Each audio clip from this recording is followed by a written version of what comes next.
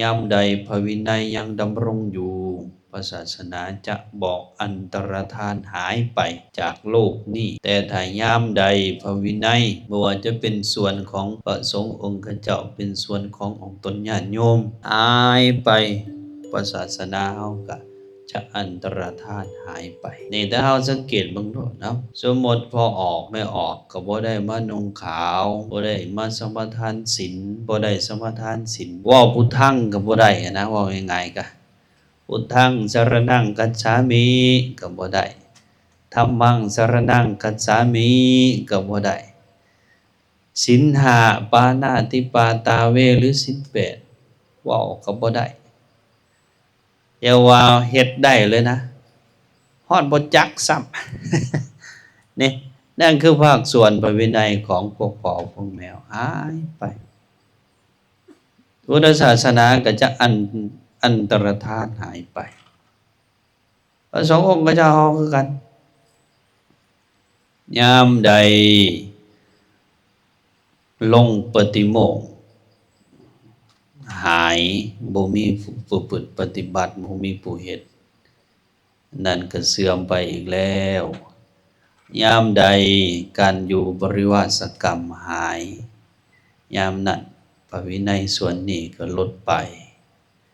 ยามใดการบวชนาคบวชลูกหลานจั่วเนรมื้อนี้หายอันนั้นแหละพระศาสนาจะอันตรธานหายไปนี่พระวินัยจึงเป็นสิ่งสำคัญพระพุทธเจ้าพระมหากัสสปะเนาะเราพระอรหันต์ทั้งหลาย500องค์ที่เพิ่นนั่นน่ะที่เพิ่นร่วมประชุมสังฆายนาเถือทำอิฐนะเห็นดีน้ำกันได้บางอันนี่ตกเถียงแย่งกันอยู่แต่ว่าเห็นดีน้ำกันว่าพระวินัยนี่คือหากแก้วพระวินัยน่ะคือหากของพระศาสนาว่าจะเป็นหากแก้วว่าจะเป็นหากฝอยถ้าเฮาคือกันได้อย่าไปคิดว่าลิ้นๆได้ศีลห้าศีลแปดพุทธังสรณังคัจฉามิหมู่นะอย่าไปคิดว่าของลิ้นๆของธรรมดาธรรมดาอันนั้นละเป็นส่วนพระวินัยของเฮายามใดขี้ข้านเว้าฮอดพุทธังสรณังคัจฉามินั่นแสดงว่าพระวินัยกำลังอยากเบิดพุทธังสรณังคัจฉามิเวลาสินอนโอ้ยบ่ได้สำรวจศีลตัวเองโอ้ยขี้คร้านมื้อนี้เฮ็ดเวียกไปตลาดเมื่อยนอนก่อน นั่นนี่เมื่อวินัยของเฮายังมีนี่พ่อผู้แม่เฮาเมื่อวินัยของเฮายังมีการพัฒนาสมาธิเฮาก็จะเกิดได้ไวการพัฒนาปัญญาก็จะเกิดขึ้นตามมาอันนี้เราให้เท่าฟังเป็นกว้างๆถึงความสำคัญของงานการประพฤติปฏิบัติเพื่อในญาติโยมผู้มีโอกาสได้มาประพฤติปฏิบัติก็ได้มีส่วนในการสร้างนำทำบุญได้มาสังฆทานได้มาถวายอาหารนั่นนี่เป็นผู้สนับสนุนนี่ก็เป็นขบวนการของการรักษาพระศาสนาเป็นสายทานแห่งพระศาสนานี่บุญก็จะเกิดขึ้นทุกโมงเราอันนี้คือสายทานของบุญเห็นเพิ่นลงเฟซลงอะไรอย่างเรื่อยๆโอ้ยจังว่าเป็นตาดีใจนำญาติโยมเฮาแล้วก็เป็นบุญที่บริสุทธิ์บ่ได้เกิดกั่วไปด้วยอบายต่างๆบ่ได้มีมหรสพคบงานอิหยังนี่มีแต่ทานก็เป็นทานบริสุทธิ์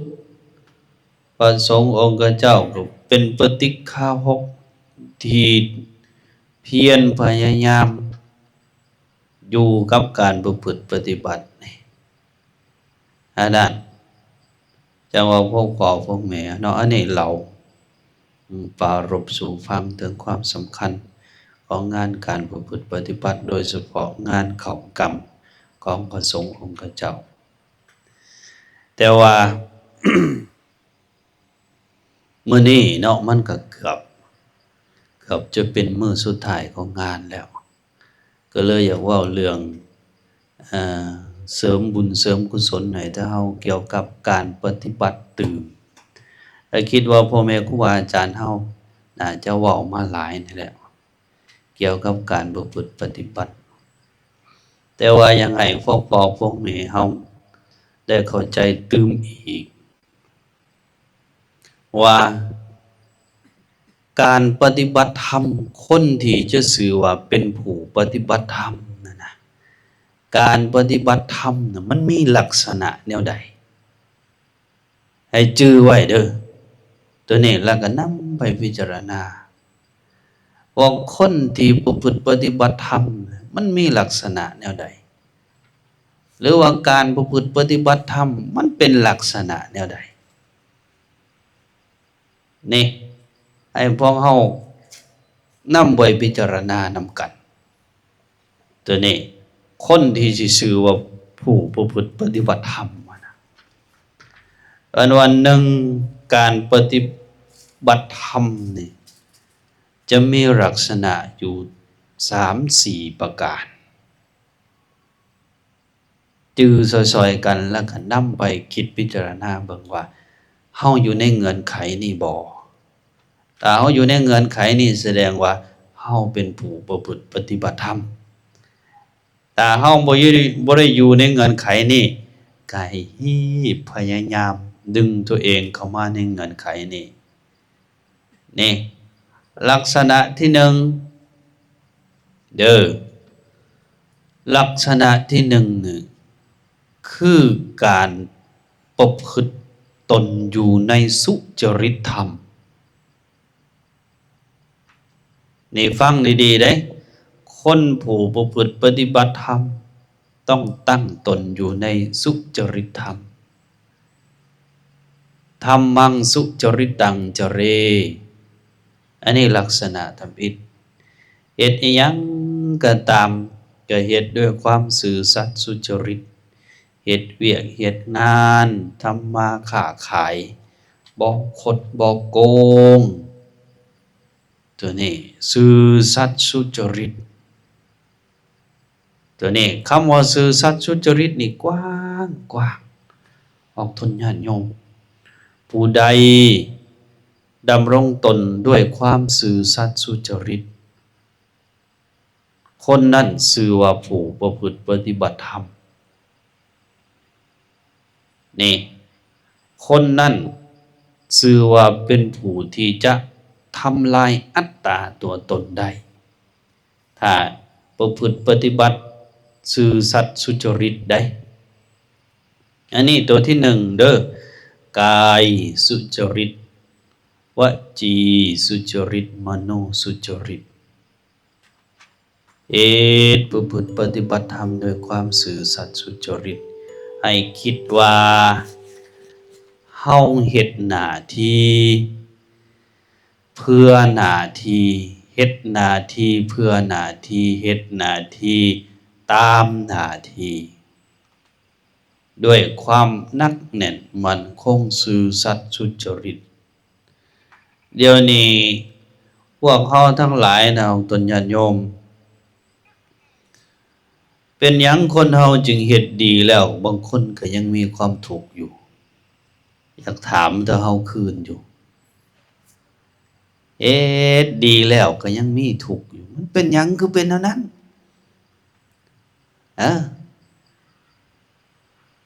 โอ้ยก็เว้าดีนำเขาอยู่เฮ็ดดีนำอยู่เมียก็มันน่ะกระแจกใส่คือเก่าผู้เป็นผัวก็เฮ็ดดีอยู่นำผัวน่ะแต่ว่ามันหั้งบ่อยากอยู่เฮือนมันไปอยากไปเข้าแต่หาดน้อยหาดใหญ่จักสิเฮ็ดแนวใดทุกอกทุกข์ใจเออ พวกพ่อแม่ว่ามันเป็นย้อนหยัง เฮาก็ยังถูกนี่ในทางพุทธศาสนานะย้อนว่าพวกเขานะยังบ่ทันได้สัมผัสจิตยังบ่ได้เข้าถึงความว่าสุจริตที่แท้นี่เป้าหมายของความสุจริตในหม่องนี้เพิ่นให้เฮ็ดหน้าที่เพื่อหน้าที่บ่แม่นเฮ็ดหน้าที่เพื่อนั่นเพื่อนี่เฮาเฮ็ดดีเพื่อลูกเพื่อหลานเพื่อผัวเพื่อเมียเพื่อพ่อเพื่อแม่ก็บ่แม่นว่ามันบ่ดีเออเฮ็ดดีเฮ็ดเวียกเฮ็ดงานเพื่อลูกเพื่อหลานเพื่อพ่อเพื่อแม่เพื่อผัวเพื่อเมียหมู่นี้ก็บ่แม่นว่ามันบ่ดีเด้แต่ว่ามันยังบ่ทันถึงที่สุดเป็นหยังจึงว่ามันยังบ่ทันถึงที่สุดย้อนมันยังมีอัตตาตัวตนอย่างที่อาตมาได้เว้าเมื่อกี้นะบางเทื่อมันสนองอัตตาตัวตนสนองอัตตาตัวตนบ่ได้ก็ก่อให้เกิดทุกข์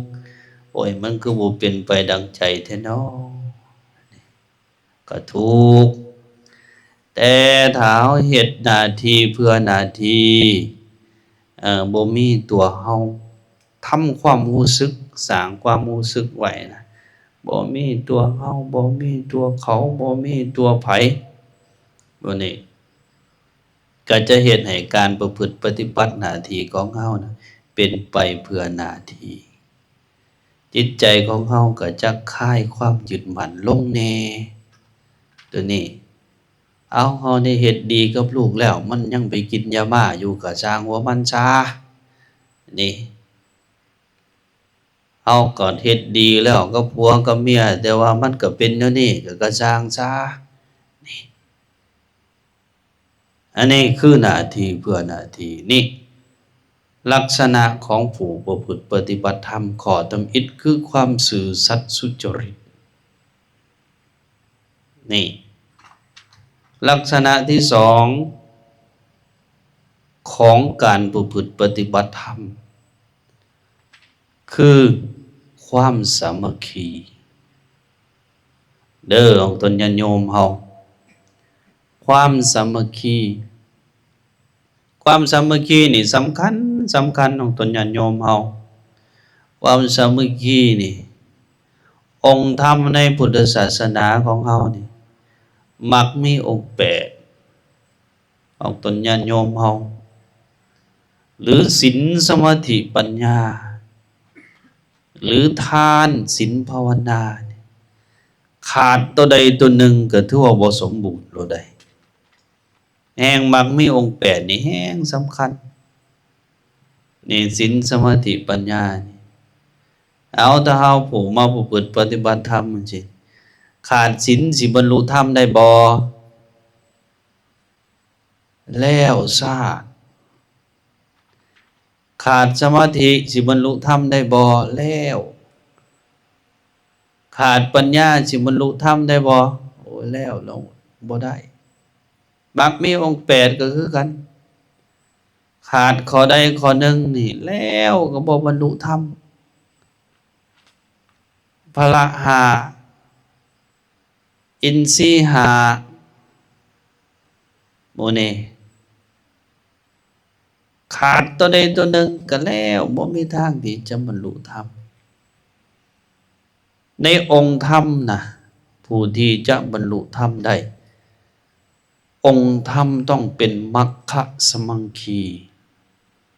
คือมีความสามัคคีกันสมดุลกันอย่างในมรรคมีองค์แปดก็ต้องมีครบบริบูรณ์ทุกข้อตั้งแต่สัมมาทิฏฐิสัมมาสังกัปปะสัมมาวาจาสัมมากัมมันตาสัมมาอาชีวะสัมมาวายามะสัมมาสติสัมมาสมาธิมีครบเป็นหนึ่งเดียวกันนั่นแหละคือมัคคะสมังคีในอินทรีย์ห้าก็คือการศรัทธาวิริยะสติสมาธิปัญญา ก็ต้องเป็นหนึ่งเดียวกันนี่เห็นบ่อันนี้ในองค์ธรรมได้ที่ผลักดันจิตผลักดันชีวิตเฮาบรรลุมรรคผลนิพพานองค์ธรรมก็ต้องเป็นมัคคะสมังคีในสังคมมนุษย์ก็คือการไล่ไปสังคมน้อยๆคือครอบครัวเจ้าครอบครัวที่จะบรรลุเป้าหมายมีความสุขสงบร่มเย็นคนในเฮือนต้องสามัคคีกัน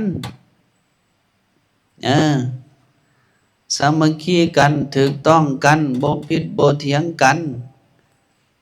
นี่บ่แม่นผัวไปทางเมียไปทางลูกไปทางผู้หนึ่งติดกระท่อมผู้หนึ่งติดไผ่ผู้หนึ่งติดสาวน้อยสาวใหญ่โอ้ยบ่สามัคคีกันด่ากันแต่ละมื้อแต่แบบนั้นล่ะอย่าไปฝันว่าถ้าเฮาสิมีความสุขมันบ่สามัคคีกันนี่คือลักษณะหนึ่งถ้าพวกเฮายังบ่มีตัวนี้ก็พยายามดึงมาในเฮือนในศาลเฮาเฮ็ดจังได๋จะสามัคคีกันสามัคคีในทางที่ถูกเด้เท่านี้ลักษณะตัวที่3อีก ที่จัดว่าเป็นผู้ประพฤติปฏิบัติธรรมต้องรู้จักการประยุกต์ใช้ของเก่าให้เกิดประโยชน์ตัวนี้ดึงเอาของเก่ามาใส่ใหม่ให้เกิดประโยชน์พระสงฆ์องค์เจ้าเฮาก็คือกันของเก่าของแก่บูฮานเฮาอย่าเผาปะอย่าเผาถิ่มมันหลายศึกษาเบิ่งดีๆตัวใดมันเป็นประโยชน์ดึงมาใส่ในครอบครัวเรือนชานเฮาคือกันไอ้ของคลัมที่ผู้เฒ่าก็เจ้ามักเว้านะให้พากันศึกษาดีๆก่อนแน่ก่อนสิถิ่มนะเอาศึกษาคักๆเบิ่งคักๆว่าโอ้ยนี่มันบ่เป็นประโยชน์แท้ๆค่อยถิ่มนะอันนี้เฮาน่ะอยากถิ่มหลายเด้ของเก่าโบราณนะของเก่าที่ได้กินข้าวนำกันปกติคนโบราณนี่ก็เจ้าจะได้กินข้าวห่มผ้าในครอบครัวเฮานะอันนี้ก็ถิ่มไปแล้วคนในเมืองนี่แห้งเต็กพ่อก็กินข้าวเวลานึงแม่ก็กินข้าวเวลานึงลูกก็กินข้าวอีกเวลานึงอาทิตย์นึงเดือนนึงสิมีโอกาสได้กินข้าวนำกันน่ะเกือบสิบ่มีบางคนแม่นอยู่บ่ที่อาตมาเว้านี่แม่นบ่นี่อันนั้นล่ะมันบ่สร้างความอบอุ่นให้กันมันก็เฮ็ดให้เฮาบ่มีความสุขในสถาบันครอบครัวนี่ผู้หญิงตามคลองบ้านเฮาแนวใดผู้ใดนุ่งเขินๆมันคล่ำแล้วลูกเด้อกูมื้อนี่ใส่จนสิพิสังกรกะเดียน่ะเฮ็ดให้มันสิเกิดความสงบร่มเย็นนี่พระพุทธเจ้าเพิ่นก็เว้าไว้เนาะสิ่งที่เปิดเผย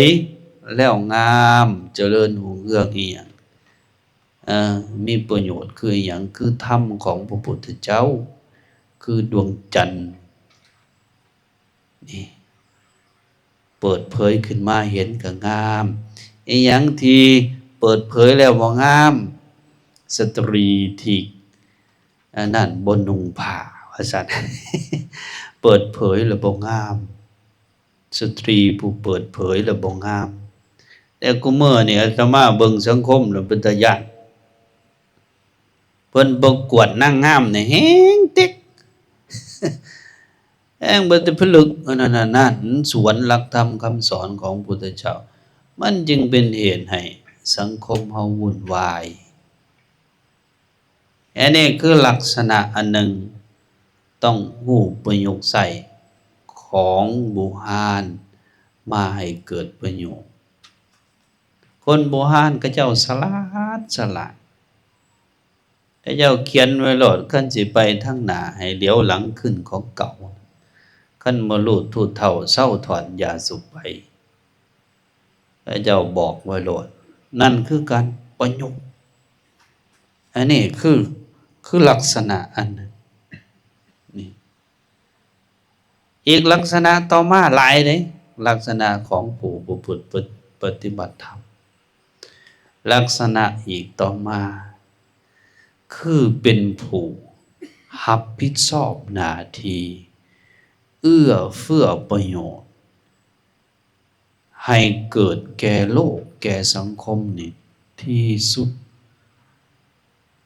ลักษณะของผู้ประพฤติปฏิบัติธรรมบ่ปะทิ่มหน้าที่ตัวนี้สำคัญได้คนที่ประพฤติปฏิบัติธรรมโดยเฉพาะพระสงฆ์องค์เจ้าเราภริยาเจ้าผู้ที่บรรลุธรรมแล้วนี่แห้งบำเพ็ญประโยชน์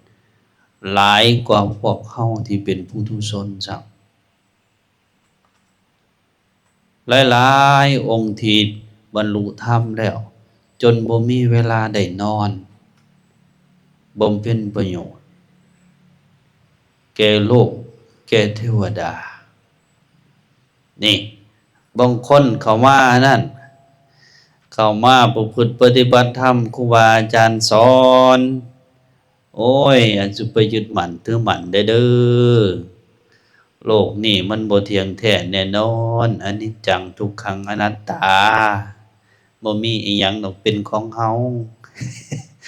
จังหน่อยเฮาก็ตายบ่แม่นบ่ถูกได้คำสอนน่ะของตนญาติโยมให้รู้จักละรู้จักวางแหน่บ่แม่นบ่ถูกได้คำสอนอันนี้นะถือคักถึงแน่แต่เวลาเพิ่นไปใช้ได้บัดนี้เมื่อเฮือนเมื่อซ่านโอ้ยถ้วยก็ป้าไว้ซั่นแหละบ่ล้างเอาก็ละวางแล้วเนาะเฮือนก็บ่ปัดได้โอ้ยสิไปยึดสังเราก็ดีมันบ่แม่นของเฮาเฮือนหัวก็โอ้ยมันบ่แม่นของเฮาสินึ่งข้าวแต่งผ้าข้าวก็มันบ่แม่นของเฮาอ้าวแสดงว่าเพิ่นน่ะไปนำใส่ไปเข้าใจคำว่าละคำว่าว่างในทางพุทธศาสนานั้นผิด เออผิดคักผิดแหน่ละวางที่ถูกต้องตามหลักพุทธศาสนาก็คือละวางอัตตาตัวตนที่เฮาเป็นมันไหวอยู่ฮะว่างอัตตาแบกอัตตาคือความรู้สึกว่าเป็นตัวเฮาเป็นของเฮาน่ะลงคือวางอันนั้นบ่ได้วางเวียกบ่ได้วางหน้าที่บ่ได้วางการงานอีหยังแห่งต้องดุมันขยันเพราะคิดว่านั่นคือหน้าที่นั่นคือสิ่งที่จะก่อให้เกิดประโยชน์แก่โลกแก่สังคมนะเฮ็ดนี่ถ้าเฮาลองคิดเบิ่งก็ได้เอาตุญญาโยมอย่างเฮาปัดเฮือนจังซี่เนาะเฮาปัดเฮือนเฮากวาดเดินวัดแต่เฮาคิดว่าอันนั้นคือหน้าที่ที่เฮาจะต้องเฮ็ดสิ่งที่เฮาจะต้องวางน่ะบ่แม่นคือการปัดเฮือนแต่หมายถึงการวางอัตตาตัวตนคำรู้สึกว่ากูเฮ็ดนะความรู้สึกว่ากูเฮ็ดลงมีแต่ปัดเฮือนบ่มีกูปัดเข้าใจแต่ว่ามันเป็นหน้าที่ความทุกข์สิบ่มาครอบงำเฮาทันทีนั้นนี่คือลักษณะอีกลักษณะหนึ่งของผู้ประพฤติปฏิบัติธรรมบ่ปะทิ่มหน้าที่บ่ละหน้าที่ แต่เป็นผู้ปะเป็นผู้ละเป็นผู้ว่างอัตตาคือความรู้สึกเป็นตัวเฮาตัวเขาลงนี่ถ้าว่าหลายได้เอาไปสังเกตเบิ่งมันพวกพ่อพวกแม่เฮาลักษณะของผู้ประพฤติปฏิบัติธรรมแต่เฮามี3-4ลักษณะที่ว่ามานี่แสดงว่าเฮาเป็นผู้ประพฤติปฏิบัติธรรมแล้วก็จะเฮ็ดให้เฮาอยู่ในโลกอยู่ในสังคมบ่ทุกข์หลายแต่เฮ็ดดีๆเฮ็ดอีหลีเฮ็ดคักๆก็จะสามารถละอัตตาตัวตนมีแต่ความสุขอยู่ในโลกนี้โลกนี้ก็มีความสุขมีความสงบร่มเย็นแล้วบ่ต้องคิดหรอกว่าตายแล้วสิเป็นเท่าใดน่ะ ขนาดยังบ่ทันตายก็ยังบ่อุกอังสังขยาแล้ว เอาตนญาติโยมครูบาอาจารย์เฮานั่นน่ะขนาดยังบ่ทันตายก็ยังบ่อุกอังสังขยาใจสงบโอ้เย็นนะตายแล้วแห่งสบายนี่อันนั้นล่ะจังว่าอันนี้คือลักษณะของผู้ประพฤติปฏิบัติธรรมอยากฝากไว้ให้ถ้าเฮาเวลาเฮาเมื่อบาทเมื่อซองเมื่อเฮือนเมื่อซานให้ได้พิจารณาเบิ่งนี่ว่าเฮามีสิ่งเหล่านี้บ่นี่อันนี้ฝากไว้เป็นข้อคิดเนาะเอาละเนาะธรรมภาพได้กล่าวสิ่งละอันพันละน้อยเป็นการโอ้ล้มเสริมบุญเสริมกุศลให้ญาติให้โยมเฮาตลอดฮอดครูบาอาจารย์เฮาได้นำไปพิจารณาในท้ายที่สุดนี้อาตมาภาพคณะขออ้างเอาคุณพระศรีรัตนตรัยคุณศีลคุณธรรมคุณงามความดีทั้งหลาย จงมาปกป้องคุ้มครองออกตนญาติโยมครูบาอาจารย์ให้ประสบแต่ความสุขความเจริญให้ทุกข์ให้โศกให้โรคให้ภัยสมความมุ่งมั่นปรารถนาในสิ่งที่ชอบประกอบโดยธรรมกันเบิดทุกหาทุกองค์ทุกผู้ทุกคนโดยเทิน